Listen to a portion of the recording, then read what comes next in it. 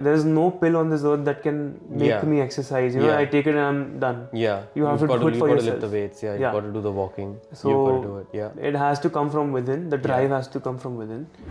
And you also train counter-terrorism units in India. Yeah. How is that training different from? A lot of people say that I'm not motivated to go to the gym. And what plays as motivation and discipline, considering the two, obviously the two separate things, what place does that have in fitness? Where does motivation start? Where does discipline start? Discipline, I think, is more of like a habit. Like you keep doing things consistently every day for a few months, and then it becomes a part of your nature. Right. So that creates discipline. Also responsibility. If you understand that I'm responsible for my own health, at the end nobody's going to take care. Right, that's right. There's no pill on this earth that can make me exercise. I take it and I'm done. Yeah. You have to do it for yourself. You've got to lift the weights. Yeah. You've got to do the walking. So you've got to do it. Yeah. It has to come from within. The drive has to come from within. And many years pass. People still don't realize it until something strikes really hard. Yeah. And then that's a wake-up call. So. Right. And if, let's say, a 20-year-old came to you, overweight, and let's say he drank a lot of alcohol, and he just said that I want to join the gym and I want to lose weight and get fit. What would you advise him? Where do you start? What do you do, say, in the first month of coming to a gym? What would you advise your 20-year-old client? I think just making sure they show up. Okay. Is more important. Just show up to the gym. Just show up. Right. Once they see good effects of just showing up, then they get intrinsically motivated to make other changes. To make more changes. Yeah. When they see that their confidence improves, their body composition changes at least after a couple of months, they will surely see some changes. Yeah. Even though the diet is crappy or whatever, they see some changes. And then they automatically get more motivated to come more regularly to gym. Yeah. Right. Would you advise them to have anything in particular to start off with, to change, if they had to change, say, 2 or 3 things in their diet, what would you recommend? Do these 3 things at least in the first month and you'd see a change. So first thing is to make sure that you track your food. Right. That's a big change. So People are not used to it. Would you write down everything you had in a day? Yeah, like there's these apps, no? They're free. MyFitnessPal is one. Yes. Just use that and approximately see how many calories you consume, how much it gives you a breakdown of carbs, fats and protein. Right. And then they'll only understand how they're doing on their food. Then consuming enough protein is another thing. That helps. Right. And then just making sure you get enough sleep. Right. You would say at least 8 to 9 hours. 7 to 9 hours. Some people even survive with 6, which is still acceptable. But below 6 is hard to function on, I feel. Right. Yeah. Okay. I've had a client who functions on 3 hours of sleep. Wow. He's fresh the next day. Wow. But overall, then his performance gets affected. He doesn't realize it. Right. Yeah. Okay. Now, when someone goes to the gym and they want to lose weight, what I've noticed, the first thing they do is saying that we need to do a lot of cardio. So, where does cardio come in a weight loss journey, and where does weight training come in a weight loss journey? And how important is weight training in a weight loss journey? Both are important. Right. Both are important. I particularly focus on weight training because that is less done. Cardio, many people just do it. Right. But then adding weight training is a key component because when you lose weight, you also lose muscle. And weight training will help you preserve that muscle. Okay. And that will help you keep the metabolism high even after you lose weight. Right. And what does a loss of muscle mean for your health? Oh, so muscle is a very metabolically active tissue. So it will help you burn more calories. Right. Not fat fat is not that metabolically active. It is, but not this much as muscle. Okay. So overall, for like injury prevention, low back health, joint health, you need to preserve your muscle mass. Okay. You can't go on a cardio spree. Right. And just keep running. I've seen so many people in the gym every day. From one guy I've seen from past 10 years, he's doing the same thing on the same machine. Okay. It's not changed a bit. Does your body get used to? Yeah, it does. That speed. It does. Do you have to trick your body to doing different things from time to time? Not trick per se, but you have to increase the intensity. Okay. Because the body at the end wants to be efficient. Right. So overall, it will start burning less calories For the same amount. For the same amount of work 10 minutes of running every day. Yeah. Right. So overall, it will burn less calories, say in a month's time. Yeah. Right. Yeah. So you would have to mix it up a bit. Mix it up, or increase the distance, or say increase the intensity, something like that. Or do something like that. Yeah. Okay. You can't be stagnant. And you also train counter-terrorism units in India. Yeah. How is that training different from? It's a really good thing to do, I think. And how is it training them different from, say, training, say, me in a gym? How would it be different? So they are called special forces for a reason. Especially the one that I train, the acceptance rate is 1%. Wow.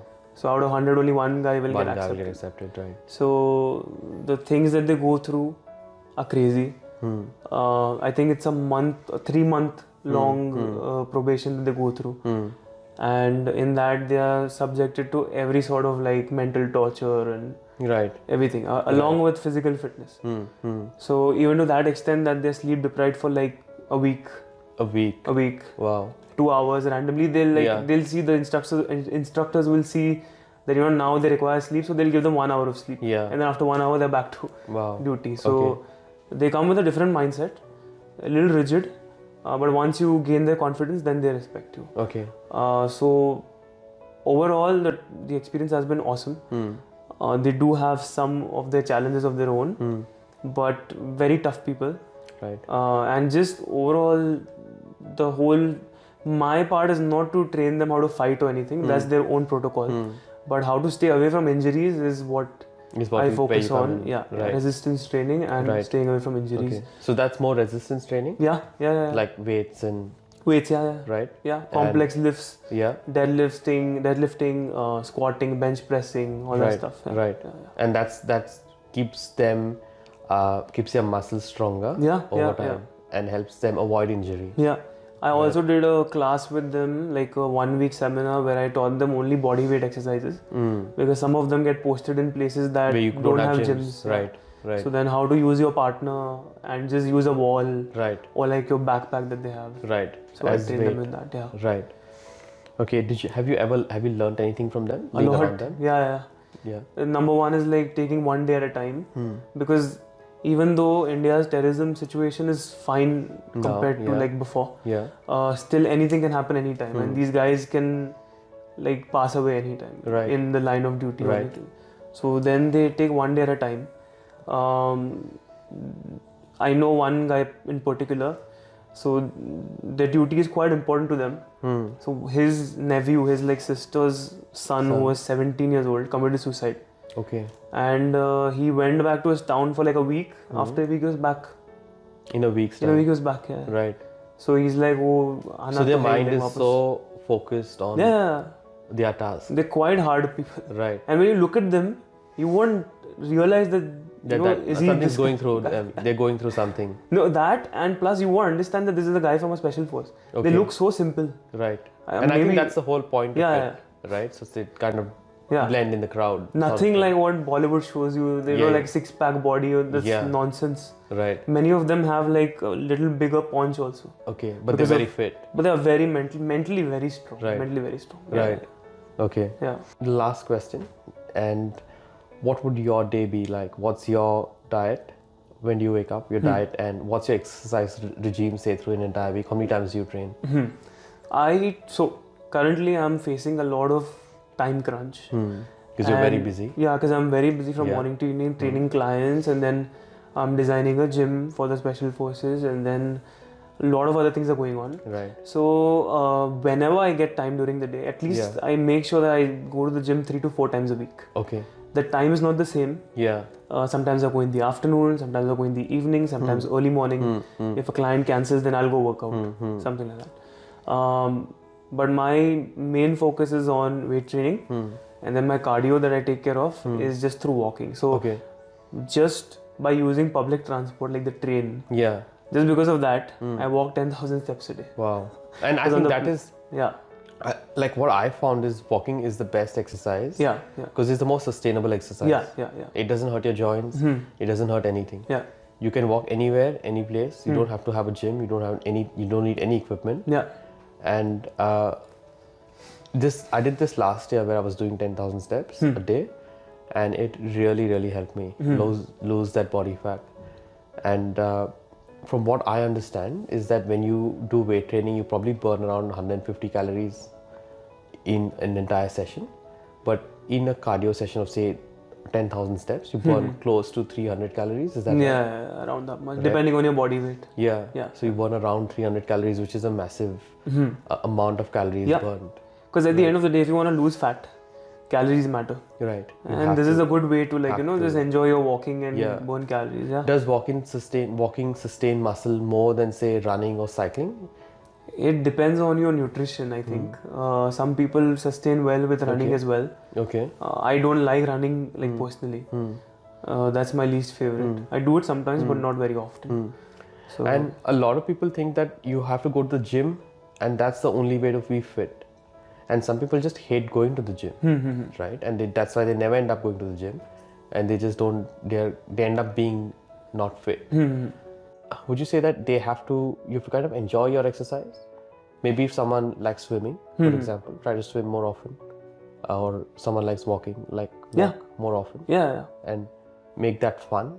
Yeah. Whatever you like, you do it. But just make sure you do some form of resistance training 3 times a week, 2 to 3 times a week. Okay. Doesn't have to be in a gym.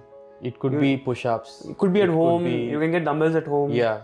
The TRX. The TRX bands. Yeah. I love TRX bands. Yeah. So you can use your own body weight to do exercises. Right. Literally whatever your body weight is, 50 or 60 kilos. Yeah. That's on your arms, your hands. Right. You could so do it's that. the same as not same, but very similar to using the gym. Right. Yeah. Right. So you can do that. Right.